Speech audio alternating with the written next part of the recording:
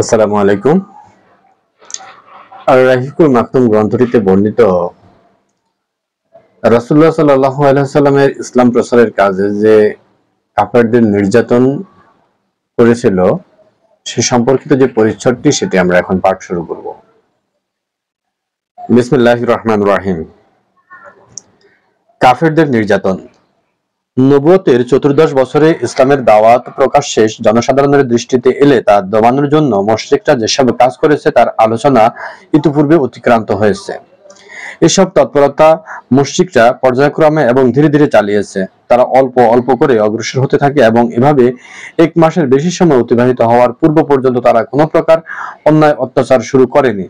কিন্তু তারা যখন এটা বুঝতে পারল যে তাদের ওই কৌশল এবং ব্যবস্থাপনা ইসলামী দাওয়াতের ব্যাপ্তি লাভের পথে তেমন কার্যকর হচ্ছে না, তখন তারা সবাই পুনরায় এক আলোচনা চক্রে মিলিত হলো এবং মুসলিমদের শাস্তি প্রদান ও তাদেরকে ইসলাম থেকে ফিরিয়ে আনার সিদ্ধান্ত গ্রহণ করলো। সিদ্ধান্ত অনুযায়ী প্রত্যেক গোত্রপতি তার গোত্রের ইসলাম গ্রহণকারীদের শাস্তি প্রদান করা শুরু করে দিল, আর ঈমান আনয়নকারী দাস দাসীদের উপর তারা অতিরিক্ত কাজের বোঝা চাপিয়ে দিল। স্বাভাবিকভাবেই আরবে নেতা ও গোত্রপতিদের অধীনে অনেক ইতর ও নিম্ন শ্রেণীর লোকজন থাকতো। এসব লোকদের তারা তাদের ইচ্ছে মতো পরিচালনা করত। এদের মধ্যে যারা মুসলমান হতো তাদের উপর তারা চড়াও হতো। বিশেষ করে তাদের মধ্যে যারা দরিদ্র তাদের উপর অত্যাচারের স্টিম রোলার চালাতো। তারা তাদের শরীর থেকে চামড়া ছিলে ফেলা সহ এমন সব পাশবিক অত্যাচার করত যা পাষাণ হৃদয় ব্যক্তিটিও প্রত্যক্ষ করে অস্থির কিংবা বিচলিত না হয়ে পারত না।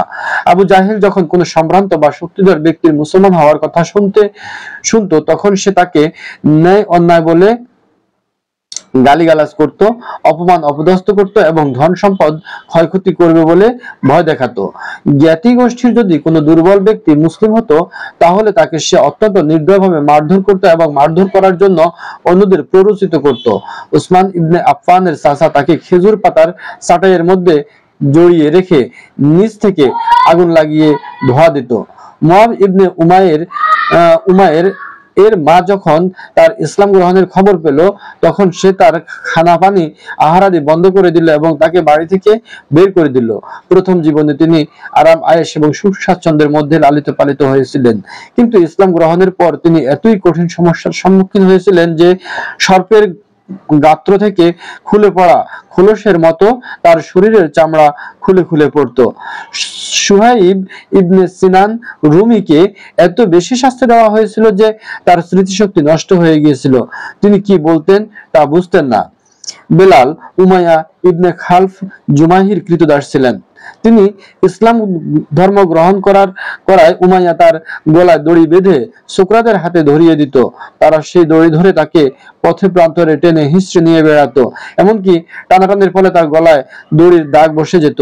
উমাইয়া স্বয়ং হাত পা বেঁধে তাকে প্রহার করত এবং প্রখর রোদে বসিয়ে রাখতো। তাকে দানা পানি না দিয়ে ক্ষুধার্ত ও পিপাসার্ত রাখতো। এসবের চেয়েও অনেক বেশি কঠিন ও কষ্টকর হতো তখন যখন দুপুরবেলা প্রখর রৌদ্রের সময় কঙ্কর ও বালি আগুনের মতো উত্তপ্ত হয়ে উঠত এবং তাকে উত্তপ্ত বালির উপর শুইয়ে দিয়ে তার বুকের উপর পাথর চাপা দেওয়া হতো। অতঃপর বলতো, আল্লাহ তাআলার শপথ, তুই এভাবেই শুয়ে থাকবি, অথবা মৃত্যুর কোলে ঢলে পড়বি, অথবা মুহাম্মাদের সঙ্গে কুফরি করবি। বেলাল ওই অবস্থাতেই বলতেন, আহাদ আহাদ, অর্থাৎ আল্লাহ এক, আল্লাহ এক। একদিন বেলাল এমনিভাবে এক দুঃসহ অবস্থার মধ্যে নিপতিত ছিলেন, তখন আবু বকর সিদ্দিক সেই পথ দিয়ে যাচ্ছিলেন। তিনি বেলালকে দেখে কালো দাসের বিনিময়ে এবং বলা হয়েছে যে 200 দিরহাম অর্থাৎ 735 গ্রাম রূপা অথবা 280 দিরহাম 1 কেজির বেশি রূপার বিনিময়ে ক্রয় করে মুক্ত করে দেন। আম্মার ইবনে ইয়াসির বনি মাখজুমের কৃতদাস ছিলেন। তার পিতার নাম ইয়াসির এবং মাতার নাম সুমাইয়া। তিনি এবং তার পিতা মাতা সবাই একই সঙ্গে ইসলাম গ্রহণ করেন। ইসলাম গ্রহণের কারণে তাদের উপর কিয়ামতের আযাব এসে পড়ে। দুপুরবেলা প্রখর রৌদ্র তাপে মরুভূমির বালু রাশি এবং কঙ্কর রাশি যখন আগুনের মতো উত্তপ্ত থাকতো, তখন আবু জাহেলের নেতৃত্বে মুশরিকরা তাদেরকে নিয়ে গিয়ে সেই উত্তপ্ত বালি এবং কঙ্করের উপর শুইয়ে দিয়ে শাস্তি দিত। এক দিবসে তাদেরকে যখন সেভাবে শাস্তি দেওয়া হচ্ছিল, এমন সময় নবী করিম সাল্লাল্লাহু আলাইহি ওয়াসাল্লাম সেই পথ দিয়ে যাচ্ছিলেন। তাদেরকে লক্ষ্য করে তিনি বললেন, হে ইয়াসিরের বংশধর, ধৈর্য ধারণ করো, তোমাদের স্থান জান্নাতে। অতঃপর শাস্তি চলা অবস্থায় ইয়াসিরের মৃত্যুবরণ হয়। পাষণ্ড আবু জাহেল আম্মারের মা সুমাইয়ার নারী অঙ্গে বর্ষা বিদ্ধ করে। অতঃপর তিনি মারা যান। তিনি ছিলেন ইসলামের প্রথম শহীদ। সুমাইয়া বিনতে খাইয়াত ছিলেন আবু হুজাইফা ইবনে আব্দুল্লাহ ইবনে উমর ইবনে মাখজুমের কৃতদাসী। সুমাইয়া ছিলেন অতি বৃদ্ধা এবং দুর্বল। আম্মারের উপর নির্যাতন চলতে থাকে। কখনো তাকে প্রখর রোদে শুইয়ে দিয়ে তাকে তার বুকে লাল পাথর চাপা দেওয়া হতো, কখনো বা পানিতে ডুবিয়ে শাস্তি দেওয়া হতো। মুশরিকরা তাকে বলতো, যতক্ষণ না তুমি মহানবী সাল্লাল্লাহু আলাইহি ওয়াসাল্লামকে গালমন্দ দেবে এবং আমাদের উপাস্য লাত এবং উজ্জা সম্পর্কে উত্তম কথা না বলবে, ততক্ষণ তোমাকে অব্যাহতি দেওয়া হবে না। নেহায়েত নিরুপায় হয়ে আম্মার তাদের কথা মেনে নিলেন। অতঃপর নবী করিমের দরবারে উপস্থিত হয়ে কান্না বিজড়িত কণ্ঠে সবিস্তারের ঘটনা বর্ণনা করে আল্লাহ তাআলার নিকট ক্ষমা প্রার্থনা করলেন। এর প্রেক্ষিতে এই আয়াতে কারিমা অবতীর্ণ হলো। বিসমিল্লাহির রহমানির রহিম। মান কাফারা বিল্লাহি মিন বাদি ঈমানিহি ইল্লা মান উকরিহা ওয়া কলবুহু মুতমাইন্না বিল ঈমানি ওয়ালাকিন মান শারাহা বিল কুফরি صدرا فعليهم غضب من الله ولهم عذاب عظيم। কোন ব্যক্তি তার ঈমান গ্রহণের পর আল্লাহকে বিশ্বাস করলে এবং কুফরির জন্য তার হৃদয় খুলে দিলে, তার উপর আল্লাহ তাআলার গজব পতিত হবে আর তার জন্য আছে মহাশাস্তি। তবে তার জন্য নয় যাকে কুফরির জন্য বাধ্য করা হয় অথচ তার দিল ঈমানের উপর অবিচল থাকে। আবু ফুকাইয়াহ বনি আব্দুদ্দার গোত্রের দাস ছিলেন। তিনি ছিলেন আজদিদের অন্তর্ভুক্ত। তার নাম ছিল আফলাহ। পবিত্র ইসলাম ধর্ম গ্রহণ করার কারণে তার মালিক পায়ে লোহার শিকল বেঁধে শরীর হতে কাপড় খুলে নিয়ে তাকে কঙ্করময় পথ ও প্রান্তরে টেনে নিয়ে বেড়াতেন। অতঃপর তার পিঠের উপর ভারী পাথর চাপা দিত, ফলে তিনি নড়াচড়া করতে পারতেন না। এভাবে শাস্তি দেওয়ার এক পর্যায়ে তিনি জ্ঞান হারিয়ে ফেলেন। এমন শাস্তি চলছিল নিয়মিত ভাবে। অতঃপর হাবশায় হিজরতকারী দ্বিতীয় কাফেলার সঙ্গে তিনি হিজরত করেন। একদা তার পায়ে রশি দিয়ে বেঁধে টেনে উত্তপ্ত ময়দানে নিয়ে তার গলায় ফাঁস লাগালো। এতে কাফিররা ধারণা করলো যে আবু ফুকাইয়াহ মারা গেছে। বছরে হযরত আবু বকর সে পথ দিয়ে যাওয়ার সময় তাকে ক্রয় করে আল্লাহ তাআলার ওয়াস্তে আজাদ করে দিলেন। খাব্বাব ইবনে আরাত খুজায়া গোত্রের উম্মে আনমার সিবা নাম্নী এক নারীর দাস ছিলেন। খাব্বাব ইবনে আরাত ছিলেন কর্মকার। ইসলাম গ্রহণের পর উম্মে আনমার তাকে আগুন দিয়ে শাস্তি দিত, উত্তপ্ত লোহা দিয়ে তার পিঠ ও মাথা সেক দিত, যাতে রাসূলুল্লাহ সাল্লাল্লাহু আলাইহি ওয়াসাল্লামের দ্বীনকে অস্বীকার করে। কিন্তু এতে তার ঈমান ও ইসলাম টিকে থাকার শক্তি আরো বৃদ্ধি পায়। আর মুশরিকরা তার উপর নানা ধরনের নির্যাতন চালাতো। কখনো বা খুব শক্ত হাতে চুল টানাটানি করে নিষ্পেষণ চালাতো, কখনো বা আবার খুব শক্ত হাতে তার গ্রীবা ধরে মুচড়ে দিত। এক সময় তাকে কাঠের জ্বলন্ত অঙ্গারের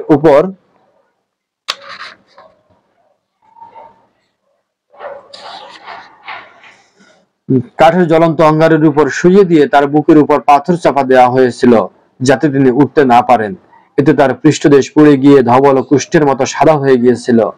রুমি কৃতদাসী জিন্নিরা ইসলাম গ্রহণ করলে এবং আল্লাহ তাআলার উপর ঈমান আনার কারণে তাকে শাস্তি দেওয়া হয়। তাকে চোখে আঘাত করা হয়, ফলে তিনি অন্ধ হয়ে যান। অন্ধ হওয়ার পর তাকে বলা হয়, তোমার সাথে লাত উজ্জার আসর লেগেছে? উত্তরে জিন্নিরা বললেন, আল্লাহ তাআলার কসম, আমাতে লাত ও উজ্জার আসর লাগেনি, বরং এটা আল্লাহ তাআলার একটা অনুগ্রহ এবং আল্লাহ তাআলার ইচ্ছায় তা ভালো হয়ে যাবে। অতঃপর একদিন সকালে দেখা গেল যে আল্লাহ তাআলা তার চক্ষু ভালো করে দিয়েছেন। তার এই অবস্থা দর্শন করে কুরাইশরা বলল, এটা রাসূলুল্লাহ সাল্লাল্লাহু আলাইহি ওয়াসাল্লামের একটা জাদু। বনু জোহরার কৃতদাসী উম্মে উবাইস ইসলাম গ্রহণ করার কারণে মুশরিকরা তাকে শাস্তি দিত। বিশেষ করে তার মালিক আসওয়াদ ইবনে আবদে ইয়াগুস খুব শাস্তি দিত। সে মহানবী সাল্লাল্লাহু আলাইহি ওয়াসাল্লামের গুরুতর শত্রু এবং ঠাট্টা বিদ্রুপকারীদের মধ্যে অন্যতম ছিল। বনু আদি গোত্রের ওমর ইবনে মুয়াম্মিলের এক দাসীর মুসলিম হওয়ার সংবাদে ওমর ইবনে খাত্তাব তাকে এতই প্রহার করেছিলেন যে তিনি নিজেই ক্লান্ত হয়ে গিয়ে এই বলে ক্ষান্ত হয়েছিলেন, মানবত্বের কোনো কারণে নয়, বরং খুবই ক্লান্ত হয়ে পড়েছি বলে শাস্তি দেওয়া থেকে আপাতত তোমাকে রেহাই দিলাম। অতঃপর বলতেন, তোমার সঙ্গে তোমার মনিব এমন আচরণই করবে। ঘটনাটি সংঘটিত হয়েছিল হযরত ওমর ইসলামের দীক্ষিত হওয়ার পূর্বে।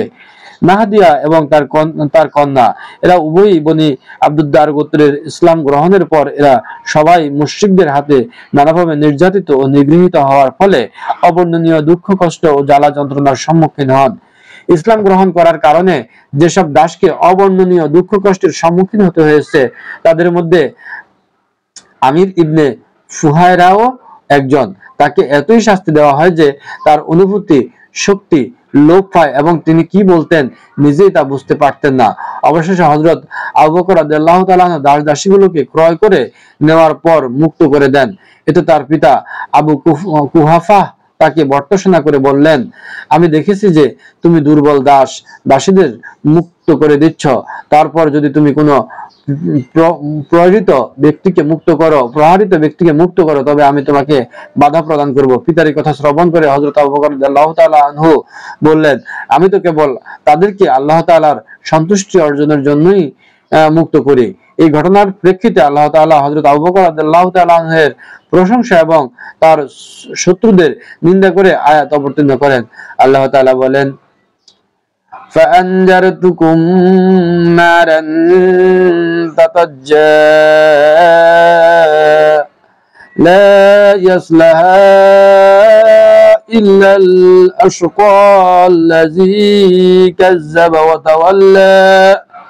কাজেই আমি তোমাদেরকে দাও দাও করে জ্বালা আগুন সম্পর্কে সতর্ক করে দিচ্ছি। চরম হতভাগা ছাড়া কেহ তাকে প্রবেশ করবে না, যে অস্বীকার করে ও মুখ ফুরিয়ে নেয়। উপযুক্ত আয়াতে ধমকি উমাইয়া ইবনে খালফ ও তার মতো আচরণকারীদের উদ্দেশ্যে করে আল্লাহ তাআলা বলেন,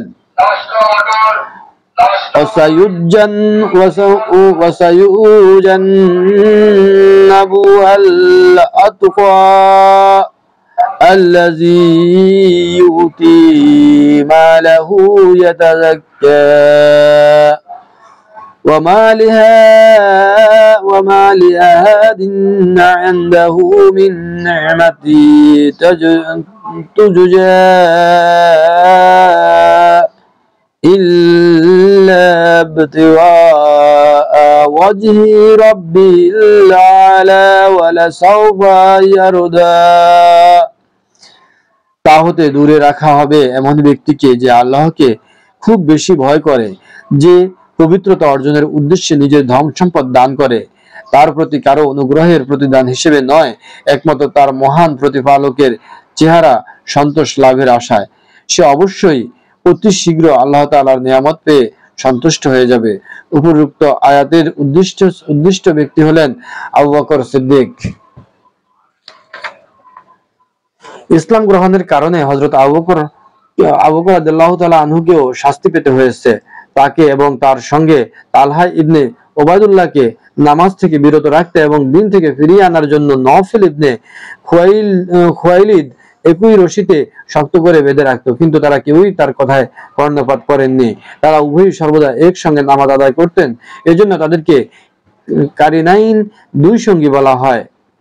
আবার এও বলা হয় যে তাদের সঙ্গে এরকম করার কারণে উসমান ইবনে ওবায়দুল্লাহ তালহা ইবনে ওবায়দুল্লাহর ভাই প্রকৃত অবস্থা ছিল মুশরিকরা যখন কারো মুসলিম হওয়ার সংবাদ পেত তখন তাদের কষ্ট দেওয়ার ব্যাপারে তারা উদ্দাহ এবং বদ্ধপরিকর হয়ে যেত। ইসলাম গ্রহণ করার কারণে দরিদ্র মুসলিমদেরকে শাস্তি দেওয়া ছিল তাদের নিকট একটি মামুলি ব্যাপার।